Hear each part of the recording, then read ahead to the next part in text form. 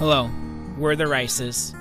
Our goal is that through family-focused intentionality, legacy-minded thinking, and being rooted in Christ, that we would lead our family to serve the Lord, and that we would encourage your family to do the same. So we hope you're encouraged today. Hey guys, this is part 2 of a video from a few weeks ago where the boys and I made a sausage smoker. And this was the sausage making process. So we had a hog that was graciously given to us by some friends, actually.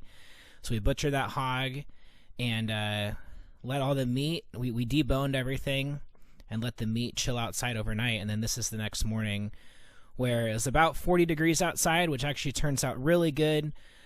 Keeps the meat basically refrigerated through the whole process. But man, it made for some cold hands and some cold toes and noses.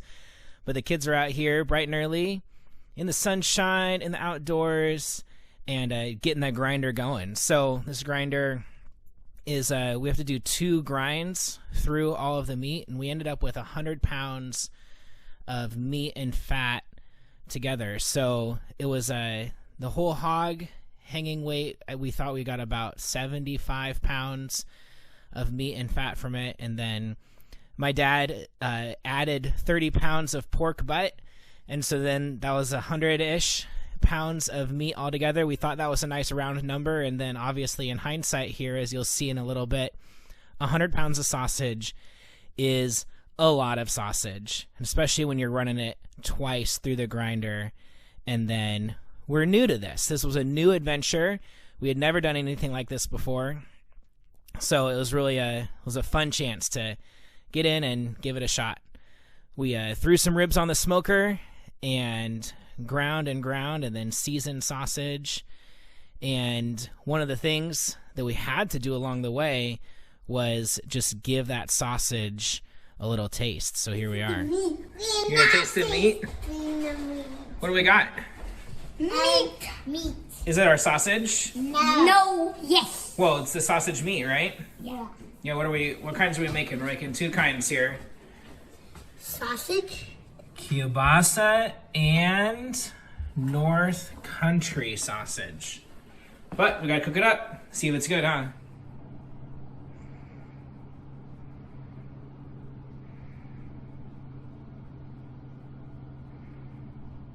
Now for us, this is an adventure in what it is to just produce some of your own food. What is it to cure and freeze your own meat and to kind of own the process more from the beginning to the end? Is there infrastructure that we invested in to get to this place? Yeah, there is. You got to buy some knives and a sausage stuffer and a meat grinder.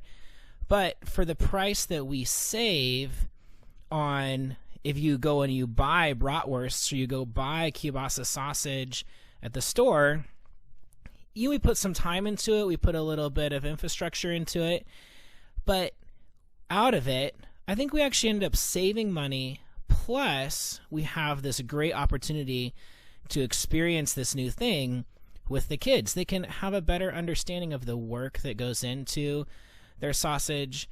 They can learn how to tweak the recipes to see the fat and the meat and the smoking process. And aside from those things, which I think are all the really practical things, it just is again another opportunity to do one of the things that we value so much, which is to be dedicated to doing things together, to be working together to develop teamwork and hard work and ownership and good stewardship of our things. In a very simple way, you can think of it this way: you care more about if you throw away an extra sausage or if you don't eat it or you waste it if you've put your own hard work into making it, I think, versus if you bought it at a store. So some things we learned about sausage making: we had never done any of this before, and these casings that you see here, they really stink. And so we were so glad that we were doing this outside. By the time we're at this point in the process, everything just smelled like brine and sheep guts, which is what the casings are. And it was like, you see the table, it's just wet and it's like running off the table. And so in the midst of it's just a stinky, dirty process. You've got ground pork everywhere.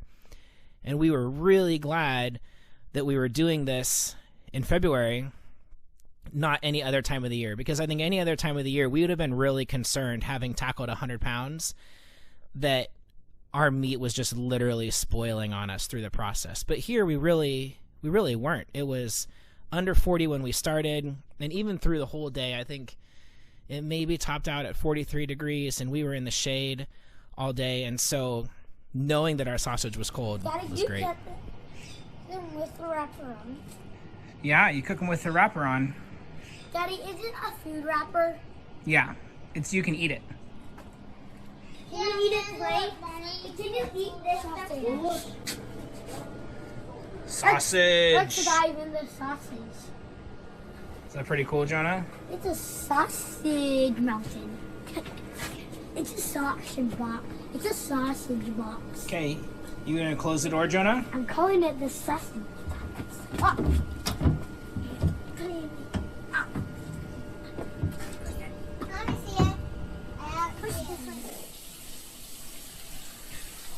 It's supposed to taste like a hot dog. Does it taste like a hot dog? Is it good?